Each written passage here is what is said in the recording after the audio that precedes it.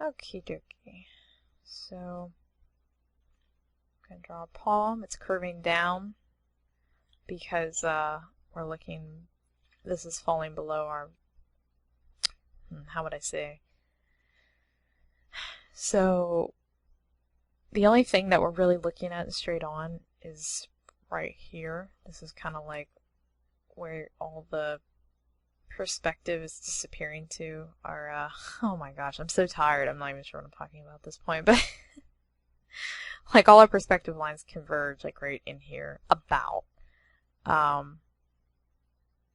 Though we're looking at the figure from pretty far away, so we're actually sitting back quite a bit, but just trust me, this would curve down a little more than it would curve up. So her fingers are, they wouldn't bend very comfortably like that, I guess, is what I'm trying to say.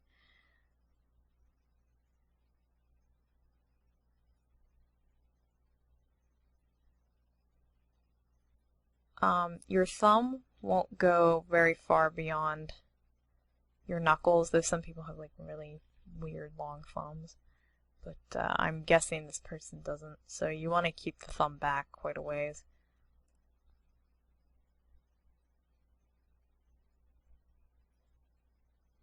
Draw our mitten.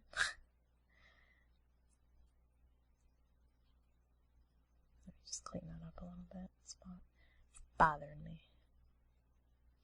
Now, thumbs are really complicated. I don't know if I've gone over them in previous videos, but what's a good way to explain this? Okay, so let's look at the hand from the side. So, here's your wrist. Here's your connecting bonesy. This peaks up, down. We'll pretend this hand is like flat on a table, okay? The human body is very wedge-shaped. Everything goes, tapers downward. That's why we get stuck all the time. And then you have a pad, a big fatty fat pad for your thumb to rest on, and then you have a connecting bone, a bonesy, that sticks out with that pad. And then you have this, which is like the joint there, and then you have the big fat thumb part. The part that you poke out when you're trying to hitch a ride. Don't do that. That's illegal. Okay? And then this would be about where your knuckles are. That would actually be a little flatter. Thumbs are actually kind of flat at the end, but And then your fingies. Okay, so that's basically it. Now, obviously, you wouldn't draw that. It would look more like this. Okay. Thumbs are like that. This part here, which is the most complicated part, that part is kind of like a flat, wedgy, chiseled pear shape. Oh, exactly, Emmy. No, okay, so that last joint of the thumb sort of looks like the head of like a flathead screwdriver, or like a chisel or a pear, and then you'd have your nail bed would be like right there. I mean, that kind of looks like a robot thumb, but that's kind of what it looks like. And then from the top, it's kind of like this. It's sort of the same shape from the side, but more curved. And then your nail's there. This is like a terrible drawing of the end of a thumb, but it's actually a little more flat on the bottom, like, or it's not as chiseled. Now your thumb naturally turns away from the palm, and you can either indicate that with a nail or by drawing more of this sort of trapezoidal shape when you get to your thumb. It's not completely turned, but generally it turns away a little more when your hand is relaxed. Relax your hand right now. I know you're looking at it and you're going, huh. your thumb doesn't like crank around and rotate so that your nails are all, you know, lined up. If it does, you're a wizard. You're a blizzard, Derry. Okay, so anyway. So there we go, there's our thumb. And she's probably got, like, sweet nails. Let's draw nails on her. That bee got some fine ass nails. And then knuckles, knuckles, knuckles, 1,000 knuckles. Okay, so that is the correction of that hand. Wait, I think her hand's too big. Let's do, oh yeah, I think it's way too big. We gotta do a face test. Face test. Her hand is bigger than her face. Yeah, big time.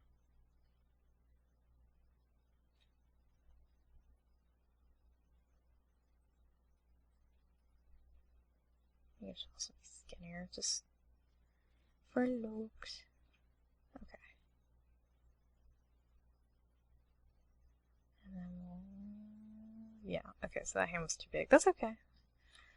That's why they put polygon lassos and transform tools in Photoshop. Okay.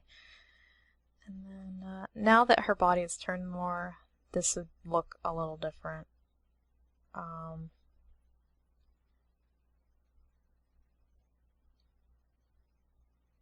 still a little... okay, so there's like a split in the cloak. Yeah, that would definitely be quite a bit different. Okay, so there's a split in the cloak right there. So you wouldn't actually be seeing so much arm. That trollop.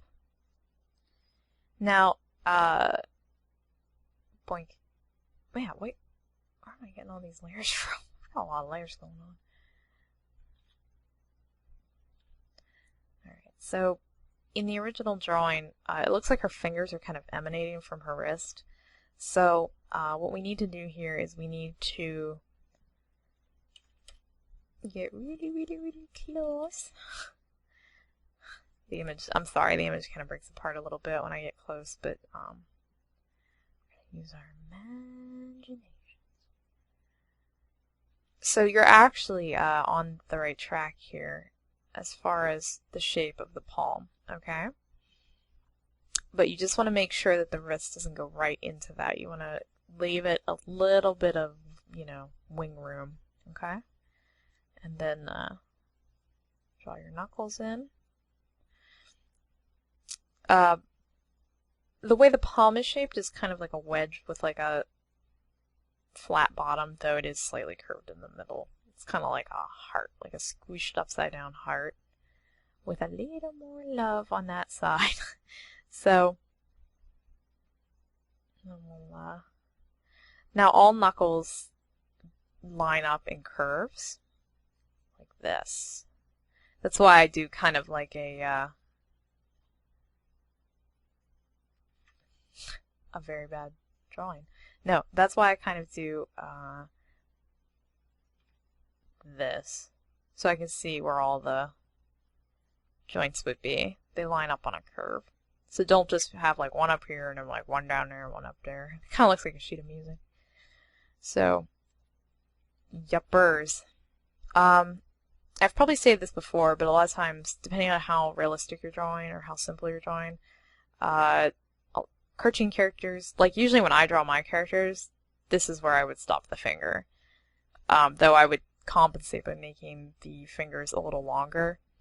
And the reason I do that is generally it looks a little better with more simplified characters.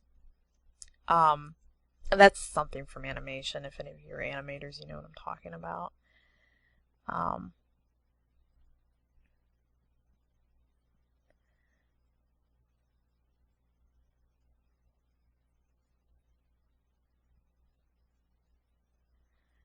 But this character is a little different, a little more realistic. And then she got nails, but they would actually be extended.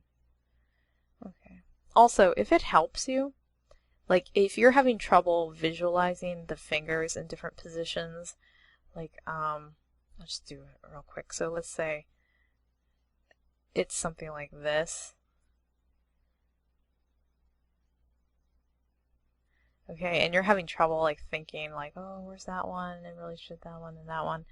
What you can do, and I do this all the time, no shame, take a brush and make it really fat and just be like, finger 1, and then take another color and go finger 2, and take another color and go finger 3, and take another color and go pinky, and then take another color and go palm, and then, you know, one more and go thumb, okay? And then what you can do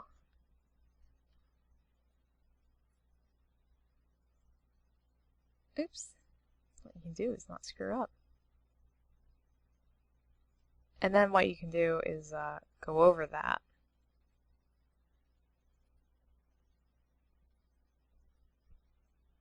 Start from the front and then work your way back.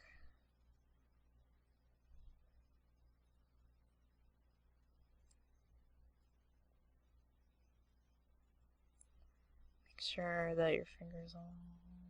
Yep, okay. And then, you know, then your thumb is like back there. Now that's a pretty oversimplified, really long-fingered example, but that's one way to help yourself out. There's no reason to overcomplicate this stuff. I mean, some people are just like, well, I'm just going to draw the outline of everything and it's all my fingers, you know, but some of us are not like that and we need a little more guidance for our brains to not be overtaxed. I do it all the time. You are no longer needed. There you go. Alrighty, let me have a look at what we're doing here.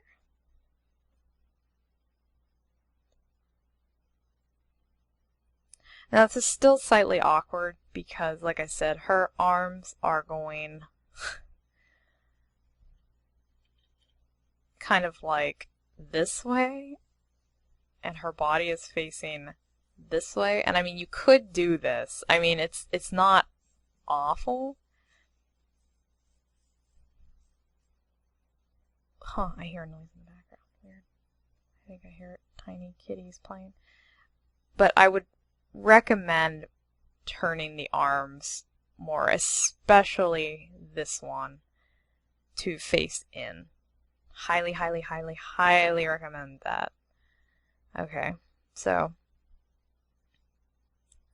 let us do a lipu tutorial. Let me erase this junk in here so we can see.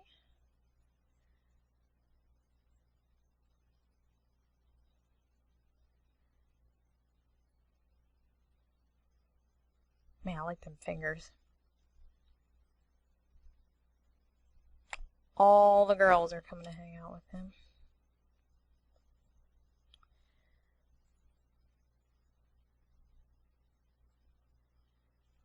Let's just...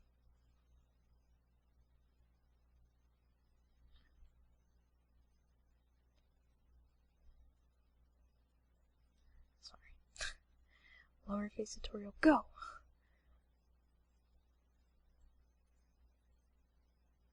Okie dokie. Okie dokie. So lips are made up of 5 parts. So let's draw a mouth from the front. So right here, I forget what that part is called. I think it has a real name. We looked it up in college in my one anatomy class. But that little dent or cleft comes down. And then you have a fat pad here, a little fat pad there, another one on the side, and then 2 big ones right like that. 2 big old fat pads, okay? And then around that would be your mouth, and then I usually draw like a little shadow there, and then your nose would be here, like that. Okay? So then, a lot of times when I have a character, I just use my brush to draw that shape that I'm looking for. So, but if you don't feel comfortable doing that, just draw kind of the shape of your smile. Put a little line to show some cheek indentation.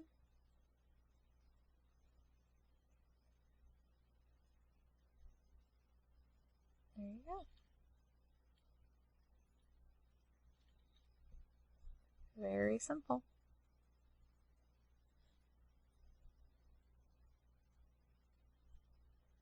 And you most likely would be able to see some of her nose. There's a little shine there. Maybe not quite that much, but some.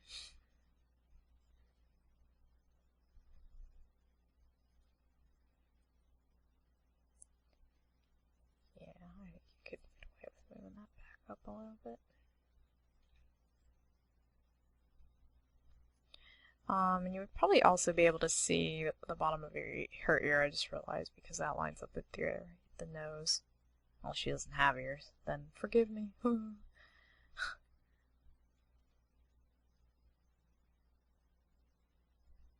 Or she has hair covering it, or, whatever. So that's that. So she looks a little... There we go.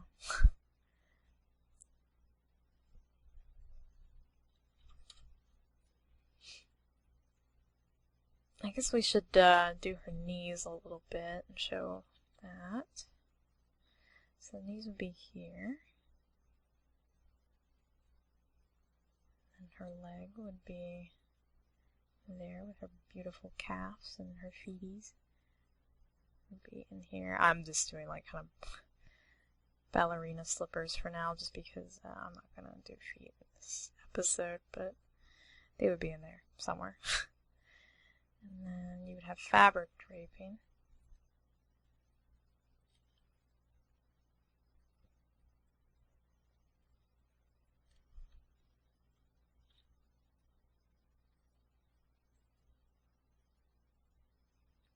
Oops. So grab that one. Okay. So, yeah, that's I think that's pretty good. I've spent quite a bit of time, almost an hour, going over this picture. But those are definitely some things to look out for. Make sure that your fabric, you really imply that it's falling neatly. Whoa, I just messed that up. I noticed you kind of had like wiggles horizontally, and you probably wouldn't see too much of that, or excuse me, vertically. You probably wouldn't see too many wiggles this way because that implies that the tension is going in like that. You would most likely draw a straight and then something to that effect. Though maybe a little more gathered, depending on how much tension is up around this part. I'm also not sure what this outfit looks like behind. So, yeah, that's what we're going to go with for now. So, I think that will give you a more solid base for your picture. I would also, I know that her dress is probably supposed to be covering most of what she's sitting on, but I would look into drawing a little bit of the seat, because without it, it kind of looks like she's sort of hover sitting or not sitting at all.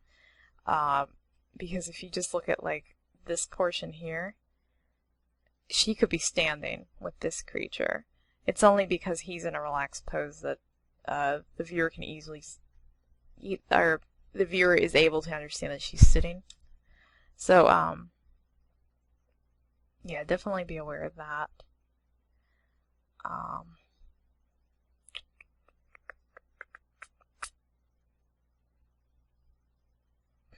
I'm just thinking if there's anything else major that I could go over. No, I think that's about it. Let me turn this real quick. Ugh. Okay, I gotta fix this. Ignore Emmy, she's a spaz.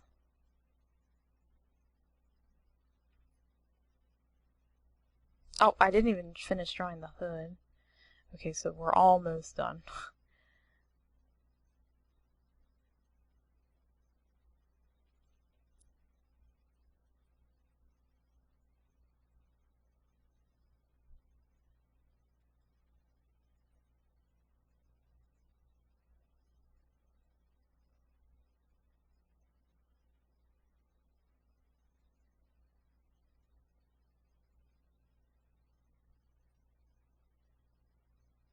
I feel like I've drawn the exact same lips over, but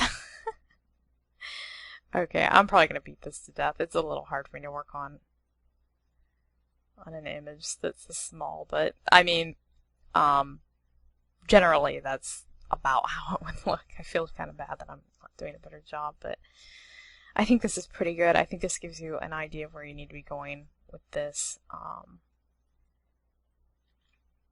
Make sure the knuckles are in there. Pinky's going to be a little longer. Sorry, I'm just making sure that I've looked over everything. Alright, I think that's pretty good to go. I'm going to save this, and sorry about my creaky chair. Oh, that sounds dirty. And I will see you guys next time.